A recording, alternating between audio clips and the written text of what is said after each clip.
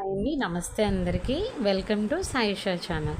మా బాబు 8th class చదువుతున్నాడు. ఫిజిక్స్లో ఏదో డౌట్ అన్నాడు ఐఐటి, అందుకోసం అని చెప్పి టీవీలో ఆన్ చేస్తే ఆ డౌట్ ఏదో క్లారిఫై చేసుకుంటూ అమ్మ రవ్వ దోశలు వెయ్యవా అని అడిగాడు. అందుకోసం అని చెప్పి నేను రవ్వ దోశల కోసమని వచ్చానండి. మీరు కూడా ఒకసారి ఇలా ట్రై చేసి చూడండి. రవ్వ దోశలు ముందుగా ఒక బౌల్ తీసుకొని అందులోకి 1 కప్పు మైదా తీసుకుంటున్నాను.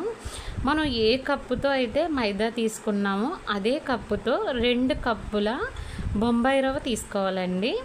సో బొంబాయి రవ్వ కూడా 2 కప్పులు వేసుకున్నాక మనం ఇందులోకి మళ్ళీ ఇంకొక కప్పుతో వరిపిండి తీసుకోవాలండి.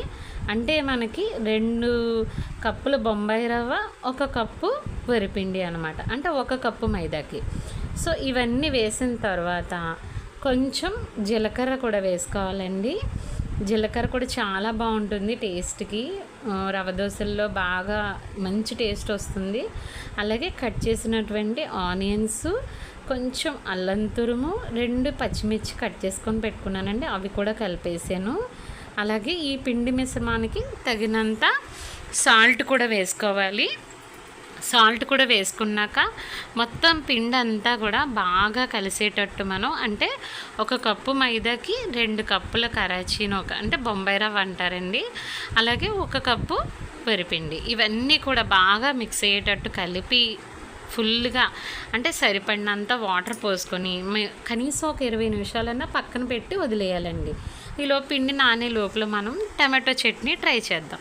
సో టమాటో చట్నీ కోసం నేను టమాటోలు తీసుకున్నాను. ఒక ప్యాన్ పెట్టుకొని దాంట్లోకి కొంచెం పచ్చి శనగపప్పు, జీలకర్ర, అలాగే ఎండుమిర్చి వేసి బాగా ఫ్రై అయిన తర్వాత ఇవి కూడా ఒక ప్లేట్లో పక్కన పెట్టుకున్నానండి. తర్వాత అదే ప్యాన్లో టమాటోల్ని కట్ చేసి పెట్టుకున్నాను. ఆ ముక్కల్ని అంటే టమాటో ముక్కల్ని కూడా ఆ ప్యాన్లో వేసి బాగా ఫ్రై అవనిచ్చి ఈ మిశ్రమాన్ని అంతా కూడా చల్లారిన తర్వాత మిక్సీ జార్లోకి తీసుకోవాలండి. ఫస్ట్ మనం పోపు దినుసులు తీసుకోవాలి. అంటే పచ్చిశనగపప్పు, ఎండుమిర్చి, జీలకర్ర బాగా మిక్సీ పట్టిన తర్వాత అప్పుడు టమాటోలు, కొంచెం చింతపండు, కొంచెం సాల్ట్ వేసుకుంటే మనకి దోశలు ఆల్రెడీ నానుతుంది కదండి పిండి, ఈలోపు టమాటో చట్నీ కూడా రెడీ అయిపోయింది.